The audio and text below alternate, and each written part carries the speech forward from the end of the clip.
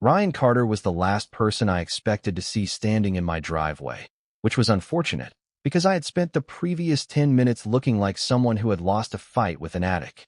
I stood on the porch of my family's lake cabin with dust on my jeans, a cardboard box under one arm, and absolutely no emotional preparation for the man climbing out of the dark SUV below me. Ryan shut the door and looked up. 2 years. I hadn't seen him in almost 2 years, and apparently time had decided to be extremely generous to him.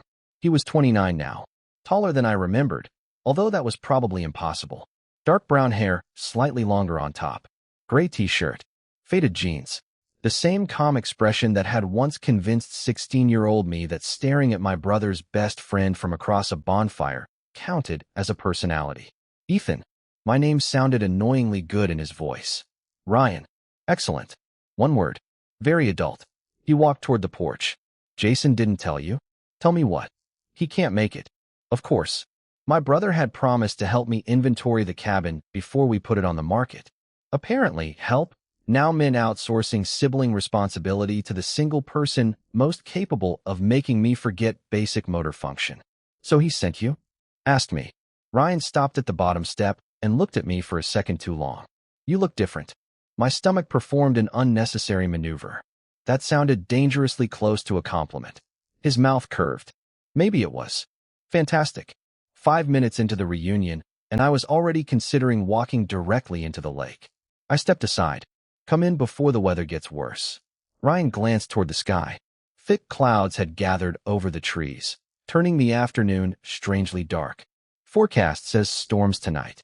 Then we work fast. Inside, the cabin smelled like cedar, old books, and every summer of my childhood. Dust floated through shafts of weak light. Half-packed boxes covered the living room. Ryan slowly looked around. Feels smaller. You got old. I'm 29. Exactly. Tragic. He laughed, and something in my chest remembered too much. Ryan had been everywhere when I was growing up. At our dinner table. In Jason's truck. On this porch with a beer while I pretended not to watch him from inside. Then college happened. Jobs happened. Distance became convenient. I had convinced myself the crush belonged to a younger version of me. Apparently younger me had excellent long-term storage. Where do we start? Ryan asked. Upstairs. We spent the next hour sorting boxes, labeling furniture, and arguing about whether Jason's collection of fishing magazines qualified as historical documents. Working beside Ryan was easier than talking to him, mostly because furniture did not ask why I kept noticing his forearms. You keeping anything? He asked as we entered my old bedroom. A few things. The room looked almost exactly as I remembered it. Narrow bed, faded blue walls, wooden desk beneath the window. I ran my fingers across the desktop. Most of it can go. Ryan leaned against the doorframe. You sure? It's a cabin, not a museum. You used to hide in here whenever Jason and I had people over. I looked at him. I was reading. You were spying. That is an aggressive interpretation of childhood curiosity. You once dropped a book out the window because you were leaning too far out trying to hear us. I stared. You remember that? Ryan's expression changed slightly. I remember more than you think. Before I could ask what that meant, thunder rolled somewhere across the lake. Ryan glanced outside. We should finish downstairs and get moving. Give me 5 minutes. He nodded and left. I opened the desk drawers, searching for anything worth keeping. Pens, old receipts, a dead flashlight. Then I reached the bottom drawer and stopped. There should have been an envelope beneath the wooden divider. I knew exactly where because I had hidden it there at 19, during the most humiliating summer of my life. A letter addressed to Ryan. For pages explaining everything I had never been brave enough to say. How long I had liked him, how impossible it felt, how badly I wanted him to stop seeing me as Jason's kid brother. I had written it, and immediately decided I would rather die than deliver it. The drawer was empty. I pulled it completely out. Nothing. Ethan, Ryan called from downstairs. My pulse kicked. Yeah. Weather's getting worse. I stared at the empty space where the letter had been. Nobody should have known it existed. I hadn't seen it in years. Maybe I had thrown it away. Maybe Mom had found it while cleaning. Maybe it had disappeared during one of the 100 summers this cabin had swallowed. Thunder cracked again, closer this time. Coming, I called. I pushed the drawer shut and headed downstairs. Ryan was standing by the front window, watching the first heavy drops of rain strike the glass. He turned when I entered. For half a second, his expression was unreadable. Then his eyes moved away. I told myself the missing letter meant nothing. I told myself Ryan couldn't possibly know what had been written inside it. Outside, the sky opened, rain swallowing the lake in gray. And somewhere beneath the first violent roll of thunder, I had the uncomfortable feeling that the storm wasn't the only thing arriving earlier than expected. The storm went from inconvenient to biblical in approximately 12 minutes. We should go. Ryan was already pulling on his jacket when another flash of lightning turned the cabin windows white. I looked outside. Rain hammered the porch hard enough to bounce off the wooden boards, and the lake beyond it had disappeared behind a gray wall of water. Excellent plan, I said. Do you also have an arc? I'm serious, Ethan. So am I. I have no upper body strength for 40 days of rowing. Ryan gave me the expression he used to give Jason whenever my brother suggested something objectively stupid. It was strangely comforting that I still qualified. The storm wasn't supposed to hit this early. He checked his phone. Signal. 1 bar. Luxury. Mine had switched to SOS only. Ryan walked to the window, studying the trees bending in the wind. His shoulders were tense. That got my attention. Ryan was the kind of person who treated emergencies like mildly inconvenient grocery lists. If he looked worried, I was willing to upgrade the situation from dramatic weather to actual problem. We leave now, he said, before the road floods. 10 minutes later, we were in his SUV crawling down the narrow access road with the wipers moving at maximum speed and accomplishing almost nothing. I sat rigidly in the passenger seat while Ryan leaned toward the windshield. You can slow down, I said. I'm doing 20. You can do 10. You always this helpful. Only when facing preventable death. Lightning flashed again. For 1 second, the entire forest appeared in sharp black and white. Then came a cracking sound somewhere ahead. Ryan hit the brakes. A tree crashed across the road less than 50 yards in front of us. Branches struck the wet pavement. I stared. Ryan stared. Okay, I said finally. 10 would have been better. Not now. He shifted into reverse. There was no way around it. Trees crowded both sides of the road, and the fallen trunk was thick enough that moving it would require equipment neither of us had thoughtfully packed for our romantic disaster movie. Romantic? Absolutely not. Weather emergency movie. With my brother's best friend, whom I definitely did not still want. Excellent correction. We returned to the cabin soaked from the 15-second sprint between the SUV and porch. Ryan pushed the door shut against the wind. Looks like we're staying. Historically, being stuck with you hasn't been great for my judgment. The words escaped before I could stop them. Ryan went still. Water ran from his hair along his temple. Historically? I meant Jason. You said me. Did I? Pretty clearly. Storm interference. His eyes stayed on mine. Right. The lights died. Total darkness swallowed the room. Perfect, I muttered. Ryan's phone flashlight clicked on, illuminating his face from below. Candles. Kitchen drawer. Lantern in the hall closet. 20 minutes later, we had transformed the living room into something dangerously atmospheric. 2 lanterns glowed on the coffee table. A fire crackled in the stone fireplace. Rain beat steadily against the windows. Ryan had changed into an old sweatshirt Jason kept upstairs, while I had found dry sweatpants and a t-shirt in one of my boxes.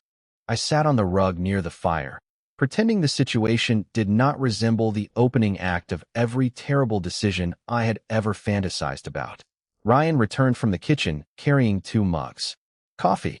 You found coffee? Gas stove. He handed me one. Still too much cream? I looked at the mug. You remember how I drink it? Ryan sat opposite me. You used to make it basically beige. I was 19. You made it beige this afternoon. Consistency is character. He smiled into his mug. Thunder rolled overhead. For a while, neither of us spoke. The missing letter returned to my thoughts. I almost asked him, then immediately imagined saying, Hey, Ryan, did you happen to find the 4-page confession I wrote about you while experiencing hormonal devastation? Death remained preferable. What? Ryan asked. Nothing. You're staring. I'm thinking. Dangerous. You've gotten funnier. You've gotten worse at lying. I looked toward the fire. You don't know how I lie. I used to. That made me look back. Ryan's expression had gone quieter. You knew me when I was a teenager. I knew you after that too. Not really. You were Jason's friend. I was just around. Ryan frowned. Is that what you thought? Wasn't it true? A long silence followed. Rain filled it. Ryan set his mug down. No, one word. Too immediate to be polite. My heartbeat shifted. No, you weren't just around. Before I could ask what that meant, something slammed against the side of the cabin. I jumped. Ryan stood instantly. Probably a branch. Probably. Stay here. Absolutely not. We checked the windows together. Nothing broken. By the time we returned to the fireplace, the space between us felt different. Smaller. Ryan picked up his mug. I noticed his fingers tightening around it. Then his eyes moved toward the hallway leading upstairs, toward my old bedroom. Just for a second. But I saw it. And suddenly the missing letter didn't feel quite so missing anymore. Outside, the road was blocked, the power was gone, and the storm showed no sign of letting us leave before morning. For the first time, I wondered if Ryan Carter knew exactly what I had once written about him. And if he did, I was trapped in a dark cabin all night with the only man who knew the truth. There are few things more dangerous than being trapped in a dark cabin with the man you used to write love letters to. Finding old photographs with him was apparently one of them. I found candles, Ryan called from the hallway. Congratulations. Civilization survives. Your confidence in me is inspiring. My standards collapsed with the power grid. He appeared carrying a cardboard box from the hall closet and set it beside the fireplace. A dozen candles were buried beneath batteries, extension cords, and things my family had apparently been saving since the invention of electricity. I reached inside and pulled out an old photo album instead. Oh no. Ryan sat beside me on the rug. What? Evidence? Of? I opened the album. My terrible hair. The first photograph showed Jason and me beside the lake. I was maybe 14 and wearing cargo shorts large enough to shelter a small family. Ryan laughed. You looked exactly the same. Take that back. Same expression. I was a child. You were dramatic. I remained committed to consistency. We kept turning pages while the storm battered the windows. Summers blurred together, barbecues, fishing trips, bonfires, Jason making stupid faces at the camera. Ryan appeared constantly. At 21, 22, 23, always beside my brother. Always close enough for younger me to notice. God, I muttered. I was obvious. Ryan's hand stopped above the page. About what? My brain immediately activated emergency procedures. Hating photographs. Right. He didn't believe me.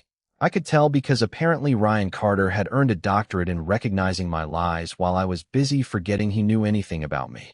I turned another page, then stopped. The photograph had been taken on the dock 6 summers ago. Jason stood near the grill in the background. I was sitting on the railing, laughing at something outside the frame. Ryan stood several feet away. I remembered that day. I remembered watching him constantly. Except in this picture, I wasn't watching him. Ryan was watching me. Not casually. His head was turned completely in my direction, expression strangely soft.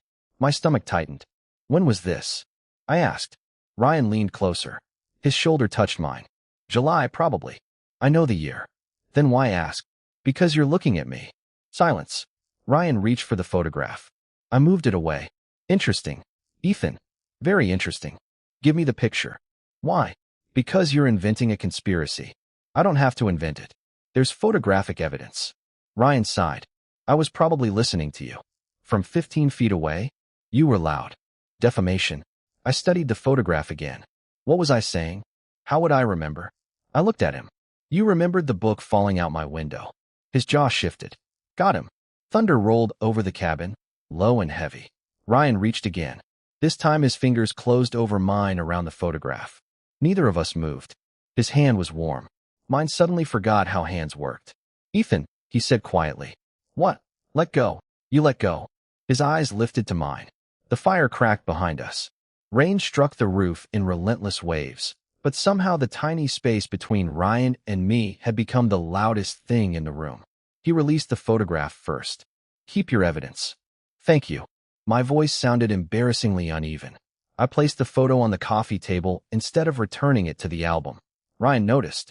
Of course he did. We found the candles and lit 3 around the room. When I returned to the rug, Ryan had moved to the couch. Distance. Deliberate. That bothered me more than it should have. Can I ask you something?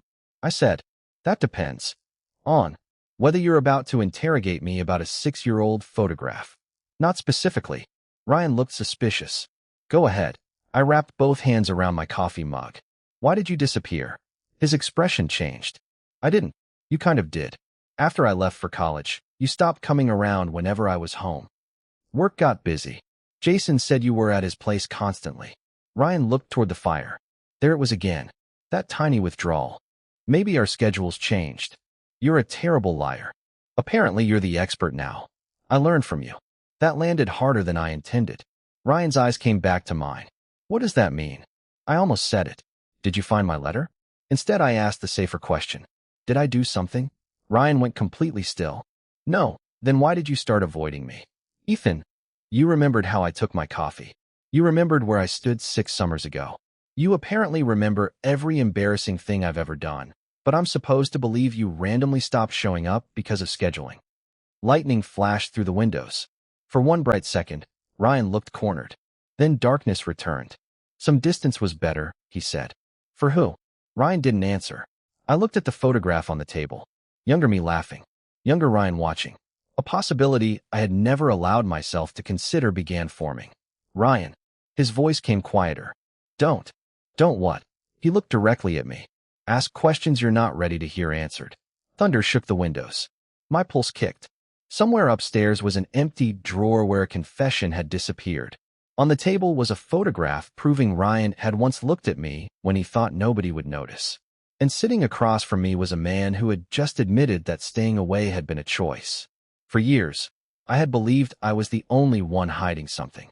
For the first time that night, I began to wonder if Ryan had been hiding longer than I had.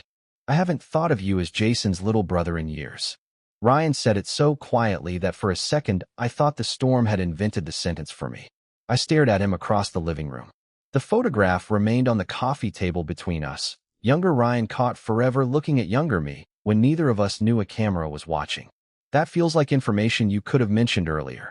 His jaw tightened. It wasn't information you needed. Interesting. Do you keep a list of things I'm allowed to know? Ethan. Because apparently I'm missing several chapters. Ryan stood and walked toward the fireplace. Distance again. He adjusted a log that did not need adjusting. I watched the muscles in his shoulders tighten beneath Jason's old sweatshirt. You asked why I stopped coming around, he said. Yeah. I'm answering. You're doing an incredible impression of not answering. He gave me a tired look. You always do this. Do what? Turn everything into a joke when you're nervous. My stomach dipped. I'm not nervous. You're rubbing your thumb against the side of your mug. I immediately stopped. Ryan noticed that too. Of course he did.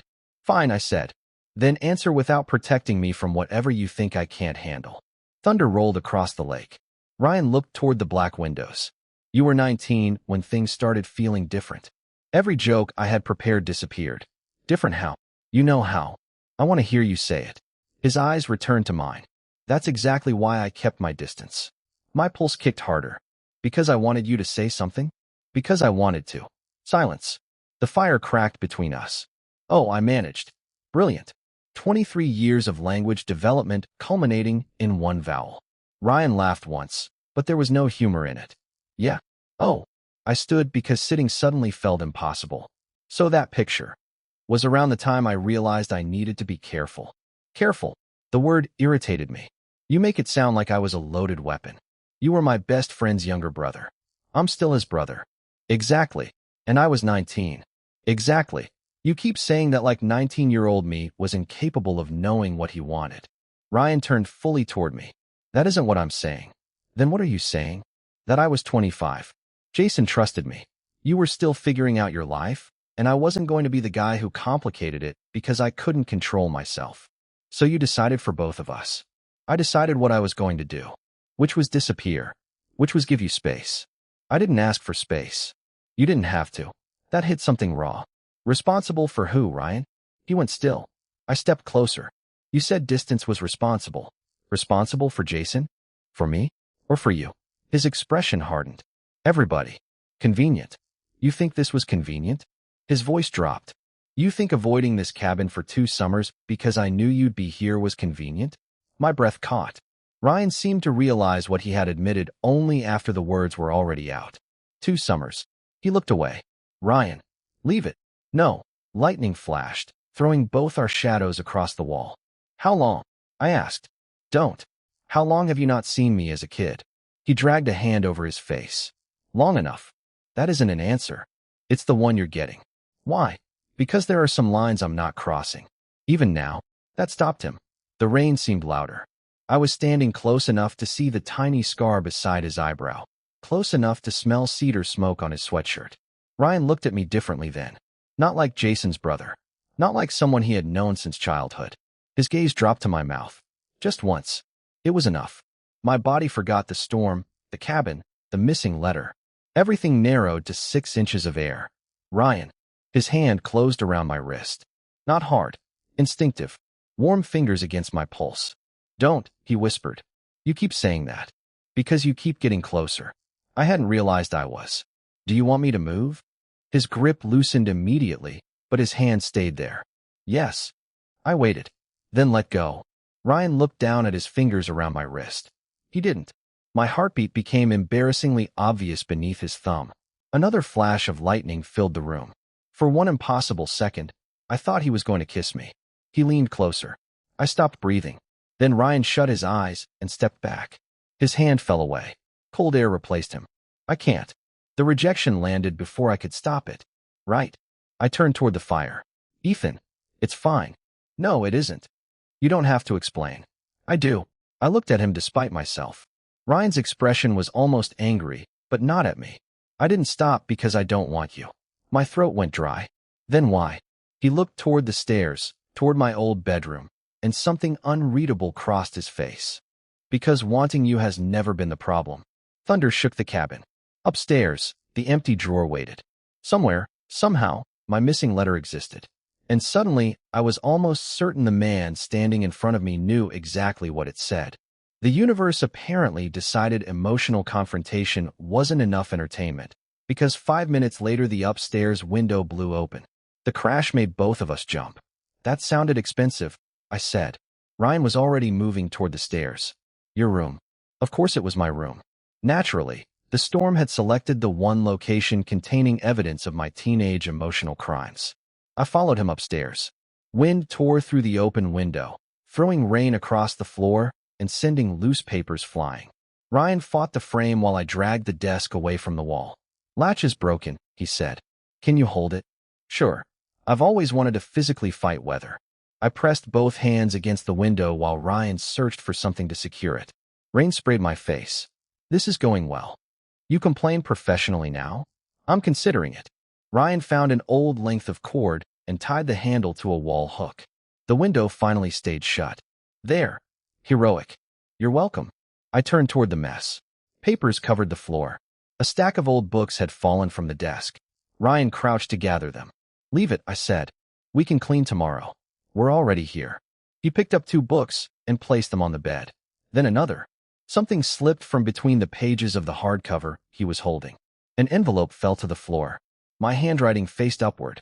I stopped breathing. Ryan stopped moving. For one impossible second, neither of us reached for it. Then I bent down. Ryan did too. Our hands nearly collided. I grabbed the envelope first. My name wasn't on it. His was. Ryan. Written in black ink by 19-year-old me. The room seemed to tilt. Where did you get this? Ryan stood slowly. Ethan. No, I held up the envelope. Don't Ethan me. Where did you get this? Thunder cracked overhead. I found it. Where? Silence. Ryan. Here. My stomach dropped. In the desk? He nodded. Suddenly the empty drawer downstairs in my memory became painfully clear. When Ryan looked like he would rather go outside and negotiate personally with the lightning. For years ago, I laughed once because the alternative was apparently spontaneous combustion. For years. Yes. You've had this for 4 years? Yes. Did you read it? His silence answered first. Ryan. Yes.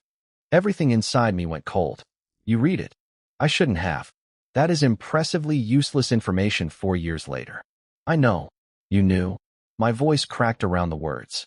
All this time you knew. Yes. I stepped back. Suddenly, every conversation from tonight rearranged itself. Every careful answer. Every warning. Every look. So when I was downstairs wondering if I'd imagined everything, you already knew exactly how I felt. How you felt then. Don't do that. Do what? Turn 19-year-old me into some completely different person so you can pretend none of it counts. Ryan's expression tightened. I never said it didn't count. You didn't say anything. That landed. He looked away. Why? I asked. Because you were 19. We covered this. And I was 25. Also covered. Jason was my best friend. Still is. You were leaving for college. And you deserved the chance to figure out who you were without me standing there waiting for you to choose me. My anger stalled. Choose you. Ryan closed his eyes briefly. Too late. That's not what I meant. It sounded extremely specific. Ethan. I stepped closer, the letter shaking slightly in my hand. Why did you keep it? He didn't answer. If it was just an embarrassing crush from Jason's kid brother, why didn't you put it back? Why didn't you throw it away? Because I couldn't. The words came sharp and immediate. Silence followed. Ryan looked at me, and whatever restraint he had been holding onto all night finally cracked. I tried. My throat tightened. What? I tried to throw it away. His voice was lower now. More than once. Then why didn't you? He stared at the envelope between us. Because wanting you back didn't make it a good idea. The storm seemed to disappear. I could still hear rain against the roof, but it felt distant now. Wanting me back, I repeated. Ryan's jaw tightened. You heard me. I need to make sure, because tonight has been educational. Don't joke. I'm trying not to pass out. That almost made him smile. Almost. I looked down at the envelope. The edges were softer than I remembered. Worn. This hadn't been sitting untouched in some forgotten drawer. Ryan had carried it. Kept it. Maybe read it more than once. You kept my letter for 4 years. Yes. While avoiding me. Yes. Because you wanted me. Ryan looked directly at me. Yes. No thunder interrupted him this time. No joke rescued me. I had spent years believing the most humiliating thing I had ever written had disappeared into nothing. Instead, Ryan had been carrying it through every month we didn't speak. I looked at the man standing 3 feet away from me and realized the missing letter had never been the mystery. The real mystery was how 2 people could want each other for years and still become experts at staying apart. You don't get to reject me for feelings I never got to say out loud. The words landed harder than I intended. Ryan stood beside my old desk, my 4-year-old letter still between us, while rain hammered the roof like the storm had decided subtlety was overrated. Ethan, no. You knew everything. I held up the envelope. You knew I wanted you. You knew before I left for college, and then you disappeared because you decided that was somehow better for me. I was trying not to hurt you. I laughed once. You did. That stopped him. Ryan's face changed, not dramatically, just enough that I immediately wished the sentence hadn't been true. I know, he said. The anger went out of me faster than expected. Do you? You think I didn't notice when you stopped texting? I thought you didn't want me to. I didn't know what I wanted you to do. That makes 2 of us. Lightning flashed beyond the window. Ryan looked at the letter in my hand. I thought if I stayed away long enough, you'd move on. Very successful strategy. I noticed. Did you? You're standing 3 feet away from me holding a confession I've carried for 4 years. Yes, Ethan. I noticed. My breath caught. Carrie. Ryan went still. Another accidental truth. Tonight was full of them. You didn't just keep it somewhere? I asked. No, where was it? He hesitated. Usually in a book. Usually? Sometimes in my desk. You moved it? Yes. Why? Ryan rubbed a hand over the back of his neck. For someone who had spent most of my life appearing impossible to unsettle, he looked remarkably close to wanting the floor to open. Because I read it sometimes. My entire nervous system stopped functioning. Sometimes. Don't make me quantify it. I absolutely need you to quantify it. No, monthly? Weekly? Were there anniversaries? Ethan. Sorry. Panic response. His mouth almost curved. Then he looked at the envelope again. I kept it because every time I tried to throw it away, it felt like I was throwing away the only version of this where you wanted me to. No joke arrived. Nothing could make that sentence smaller. I lowered the letter. Ryan, that's the truth. Then why are we still doing this? Doing what? Standing on opposite sides of rooms pretending wanting each other is some natural disaster we have to survive. His eyes lifted to mine. Because wanting someone doesn't automatically mean you should act on it. I'm 23. I know. You're 29, not 70. I know. Jason doesn't own me. I know. Then what exactly are you protecting? Ryan looked exhausted. You. From what? Me getting this wrong. That silenced me. He stepped closer. You wrote that letter when you were 19. You left. You changed. You built a life that had nothing to do with me. And now we're trapped here in a storm, talking about things neither of us has said in years. So, I need to know this isn't nostalgia. His voice softened. Or the cabin. Or one bad night, making everything feel bigger than it is. The space between us narrowed. You think a thunderstorm manufactured 4 years of attraction? No good. I think it can make people reckless. Historically, being around you handles that without meteorological assistance. Ryan actually laughed. Quietly. It disappeared when I stepped closer again. Is Jason the only reason you're stopping? I asked. No, the answer came immediately. My stomach dropped. Oh, Ryan saw my face. That came out wrong. Impressively. Ethan, it's fine. Stop saying that when it isn't. He moved closer until barely a foot remained between us. Jason is part of it. The history is part of it. But right now, his gaze dropped briefly to my mouth. I'm stopping because I need to know you'll still want this when the storm is over.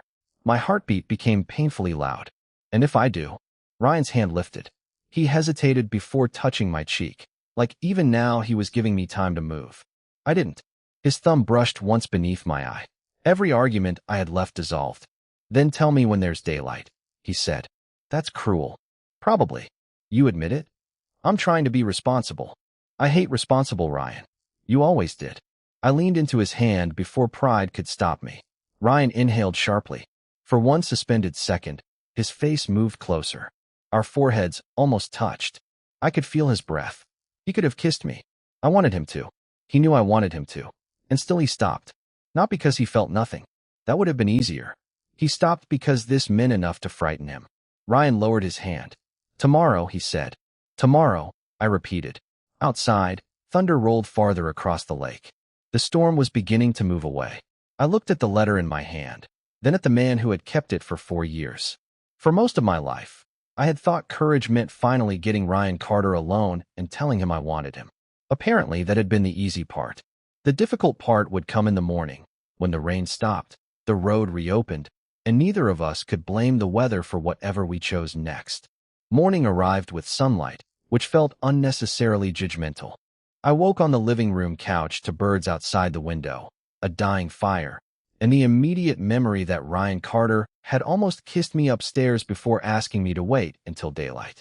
Well, daylight had arrived. I sat up and discovered Ryan already in the kitchen. Of course he was. Apparently the man could spend an entire night confessing 4 years of suppressed attraction and still wake up before me to make coffee. Morning, he said. Is it? He glanced at me. You always this cheerful? Only after emotionally devastating weather events. He handed me a mug. Beige. Exactly right. Thanks. You're welcome. And then nothing. No mention of the letter. No mention of his hand on my face. No mention of tell me when there's daylight. The storm had vanished overnight, leaving the lake bright and almost offensively peaceful. I looked toward the windows. So this is daylight. Ryan's fingers tightened around his mug. I noticed. Just establishing meteorological facts. Ethan. Ryan. He exhaled. Can we have coffee first? Sure. Maybe breakfast. Lunch. Another 4 years. That's not fair. I know. I hated that my voice sounded hurt. Ryan looked like he hated it too. Before either of us could continue, his phone rang. Signal had returned. He checked the screen. Jason. Naturally. My brother had impeccable timing for a man who had accidentally engineered my romantic crisis. Ryan answered. Hey. Jason's voice was faintly audible through the phone. Ryan walked toward the window. Yeah, we're fine. Tree came down across the road. Pause. No, cabin's okay. One window latch broke. Another pause. Ryan glanced at me. I looked away. Nothing happened, he said. 3 ordinary words. They shouldn't have hurt. They did. Last night replayed instantly. Ryan admitting he had wanted me. The letter he had kept for 4 years. His fingers around my wrist. His thumb against my cheek. His forehead nearly touching mine. I need to know you'll still want this when the storm is over. Nothing happened. Technically, he was right. We hadn't kissed. We hadn't crossed whatever line Ryan had spent years guarding. Apparently, technical accuracy could still feel like getting punched. Yeah, Ryan continued. We'll head out once the road's clear. I put my coffee down. I'm going upstairs. Ryan turned. Ethan. I was already moving. In my room. The letter lay on the desk where I had left it. I picked it up and stared at Ryan's name in my younger handwriting. Last night, it had felt like proof. This morning, it felt like evidence from a case that had already been dismissed. I heard Ryan behind me. You misunderstood. That's becoming a theme. Jason asked if anything happened to the cabin. I turned. Did he? Ryan paused. Half a second. Enough. He also asked if everything was okay with us. And you said nothing happened. Because nothing did. Right. That's not what I meant. Then what did you mean? He dragged a hand through his hair. I meant I didn't do anything I'd have to explain to him before we figured out what this is. I laughed softly. There it is. What? Jason again. He's my best friend. And I'm apparently still something you need to explain to him. That isn't what I said. It's what you keep doing. Ryan stepped closer. Last night you wanted me to slow down. No. You wanted you to slow down. That stopped him. I put the letter on the desk. I respected it because I thought you were right. I thought maybe morning would make things clearer. It has. Really? Because from here, it looks like the storm ended and responsible Ryan came back. His jaw tightened. What do you want me to say? Something you don't have to whisper in a cabin where nobody can hear you. Silence. Outside, an engine rumbled somewhere down the access road. The clearing crew. Our exit was opening. Ryan looked toward the window, then back at me. Ethan, I meant what I said last night. Then maybe someday you'll be able to mean it somewhere else. I hated how much that sounded like goodbye. I hated more that Ryan didn't immediately stop me. An hour later, workers had cut enough of the fallen tree away for cars to pass. I loaded my box into my car while Ryan stood beside his SUV. You're leaving now? He asked. That was the plan. We should talk. We did. Not enough. Then figure out what you want to say. I closed the trunk. Ryan looked toward the cabin. Your letter. I had left it on the desk. Deliberately. Keep it. His eyes came back to mine. Ethan. Or throw it away this time.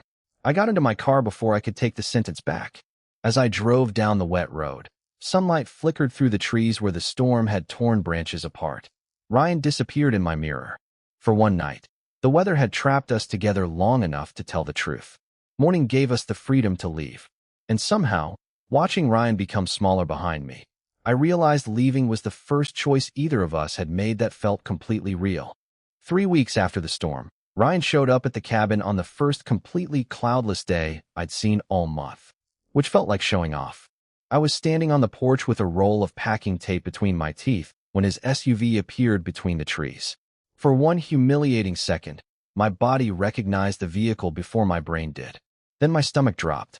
Absolutely not, I muttered around the tape. Ryan parked beside my car and got out. No rain. No emergency. No Jason. Just Ryan in a navy button-down with the sleeves rolled to his elbows, apparently still committed to making basic clothing personally offensive. I removed the tape from my mouth. Roads clear. I noticed. Power works too. Good. No fallen trees.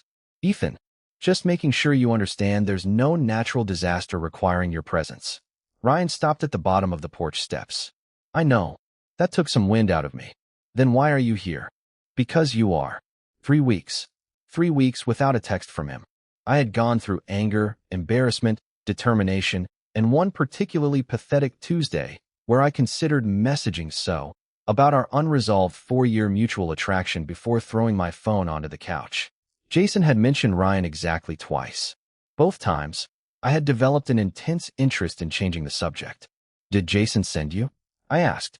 No, does he know you're here? No, that should not have mattered as much as it did. So you came by yourself? Yes.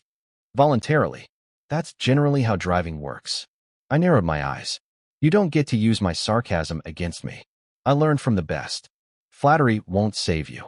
Wasn't trying to. Ryan climbed the steps. Something white showed in his hand. An envelope. My envelope. You left this. Deliberately. I know. He held it toward me. I didn't take it. I told you to keep it. You also told me to throw it away. Options. I'm generous. I did neither. Shocking. Ryan turned the envelope over. There was writing on the back that hadn't been there before. His handwriting. 4 lines. I wanted you to. I was just afraid wanting you would cost me everyone I loved. So I convinced myself distance was kindness. It wasn't. I read it twice. Then a third time because apparently emotional devastation affected basic literacy. You wrote on my letter. You wrote 4 pages on mine. Technically, it was never yours. You addressed it to me and never delivered it. Details. I looked up. Why now? Ryan's expression lost its humor. Because you were right. I'm going to need that in writing too. Ethan. I stopped. He stepped closer. That morning, when Jason called, I was still thinking about how to explain everything. To him. To myself. I was treating you like a problem I needed to manage. My throat tightened. That was flattering. I know. Was that all? No, he looked toward the lake. I was scared. Ryan Carter admitting fear somehow felt more intimate than everything he had said during the storm. Of Jason, partly, and of getting what I wanted and finding out I'd built it up for years into something it wasn't. That one I understood. So what changed? You left. Very romantic. Let me finish. I did. You left, he repeated, and suddenly I had exactly what I'd spent 4 years trying to create. Distance. His eyes met mine. I hated it. My grip tightened around the envelope. 3 weeks, Ryan. I know. You could have called. I almost did. That's not impressive. No, he moved closer. But I didn't want to come back until I could do it without an excuse. I glanced deliberately at the blue sky. Definitely no storm. That's the point. My chest tightened. The storm didn't change anything, he said. Then what did? Ryan looked at me for a long moment. You stopped letting me hide behind your brother. Every defense I had prepared became inconveniently useless. And now? I asked. Now I'm here because I want to be. That's simple. No, his mouth curved slightly. Nothing about you has ever been simple. Careful. That almost sounded romantic. Maybe it was. The callback hit me before I could stop the smile. Ryan saw it. His expression softened. I still need to talk to Jason. There it was. The name between us. But this time Ryan continued before I could retreat. Not to ask permission. I looked at him. To tell my best friend the truth. Something inside me loosened. And what truth is that? Ryan took the envelope from my hand, opened it, and slid out the pages I had written 4 years ago. He didn't read them. He folded them carefully and placed them back inside. That the kid who wrote this doesn't exist anymore. I swallowed. Good start. And the man standing in front of me does. Ryan's hand moved toward mine, then stopped just short. He waited. No storm forcing us together. No darkness making courage easier. No excuse. I closed the remaining inch and took his hand. Ryan exhaled softly. Still want me? He asked. I looked at the clear sky behind him. 3 weeks ago, he had asked me to tell him in daylight. So I did. Yes. His fingers tightened around mine. Good. That's all I get. For now. You drove 3 weeks late to give me good? Ryan laughed. I missed you too. And standing there in full daylight, with an open road behind him and absolutely nothing preventing him from leaving, I finally understood what had changed. The storm had trapped Ryan with me once. This time, he had come back on purpose. So how long have you been in love with my brother? Jason asked, which was not how I had imagined Sunday lunch beginning. I nearly inhaled my coffee. Across the table, Ryan went completely still. Subtle, I coughed. Jason leaned back in his chair. Would you prefer interpretive dance? I'd prefer death. Ethan, Ryan said quietly. Not helping. 3 days had passed since Ryan returned to the cabin under clear skies. 3 days of texts that lasted too late into the night. 1 coffee that was definitely a date despite Ryan refusing to label it until we talked to Jason, and enough unresolved physical tension to qualify as renewable energy. Now we were sitting in Jason's kitchen because Ryan had decided honesty was the responsible choice. I was beginning to hate responsibility as a concept.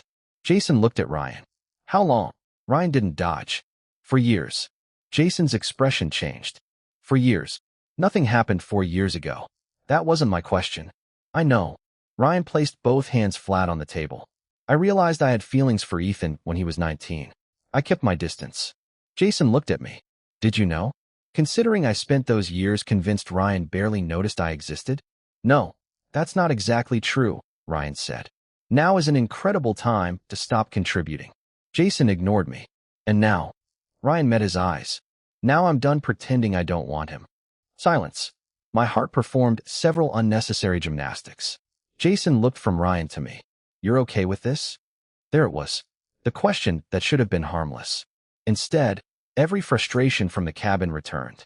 Ryan deciding distance was best. Ryan worrying about Jason before asking what I wanted. Everyone treating my feelings like a dangerous package requiring adult supervision. Actually, I said, can we stop doing that? Jason frowned. Doing what? Talking like Ryan did something to me. I didn't say that. You asked him how long like you're investigating a crime, then asked if I'm okay. You're my brother. I'm 23. I know how old you are. Then act like it. Ryan shifted. Ethan, you too. He stopped. Good. Personal growth was exhausting, but occasionally effective. I looked at Jason. I wanted Ryan before he knew I wanted him. I wrote him a 4-page confession at 19. Jason blinked. You what? Not relevant. Feels extremely relevant. Focus. Ryan was trying very hard not to smile. Traitor. My point is, this isn't something Ryan talked me into. He actually spent 4 years doing the opposite. Jason looked at him. You knew about the letter? Ryan sighed. Yes. This story keeps getting worse. For him, I said. For me, it's improving. Jason rubbed both hands over his face. Jesus. Take your time. I hate both of you. That feels premature. Finally, Jason looked at Ryan. If this goes badly, I'm stuck in the middle. The humor disappeared. There it was, the real fear. Not disgust. Not permission. Loss. Ryan nodded. I know. You're my best friend. I know. Jason looked at me. And you're my brother. Unfortunately permanent. Shut up. There he is. Jason almost smiled. I'm not giving you permission. Good, I said. I didn't ask. But I'm also not telling you what to do. Ryan exhaled beside me. Jason pointed at both of us. Just don't make me your relationship referee. Deal. And if you hurt him, he told Ryan, I reserve the right to be unbearable. You're already unbearable, I said. That clause has no value. Lunch somehow survived. 2 days later, I was back at the cabin, except this time I wasn't packing. The sale paperwork sat unsigned on the kitchen counter. I had decided to keep my share and fix the place up slowly, a place to write, work, disappear for weekends when the city became too loud. Ryan stood beside me on the porch, looking across the lake beneath a perfectly blue sky. You're really keeping it? Apparently I'm sentimental. You? Don't spread it around. He pulled something from his jacket pocket. The letter. You're still carrying that. You told me to keep it. I also told you to throw it away. Mixed signals. I took the envelope from him. For years ago, those pages had contained everything I couldn't say. Now they felt strangely small. I tore the letter in half. Ryan's eyes widened. Ethan. I tore it again. What are you doing? Updating the communication method. You wrote 4 pages. I was dramatic. Were. I ignored that. Pieces of paper rested in my hands. I don't need the version where I only want you on paper. Ryan went quiet. I stepped closer. I can tell you now. His expression softened. Tell me. No thunder. No darkness. No blocked road. Nothing forcing either of us to stay. I want you. Ryan smiled, small and almost disbelieving. Good. You really need new material. I've got something else. Finally, his hand touched my jaw. Can I kiss you? Apparently, every sarcastic response I had ever learned abandoned me simultaneously. Yes. Ryan kissed me beneath a clear afternoon sky. Soft at first, careful in the way he had always been careful with me. Then I caught the front of his shirt and kissed him back, and 4 years of distance suddenly felt like a very long route to something remarkably simple. When we separated, his forehead rested against mine. Still want me? He murmured. I smiled. Ask tomorrow. Cruel. I learned responsibility from you. He laughed and kissed me again. One stormy night with my brother's best friend had changed everything, but not because the rain trapped us together. The storm only took away our places to hide. What changed everything was morning. Distance. Coming back. Choosing each other when the road was open and the sky was clear. Ryan's fingers threaded through mine as we looked across the lake. For once, there was no letter waiting to be delivered, no secret hidden in a drawer, and no storm required to make either of us brave. There was only daylight, and this time, neither of us left.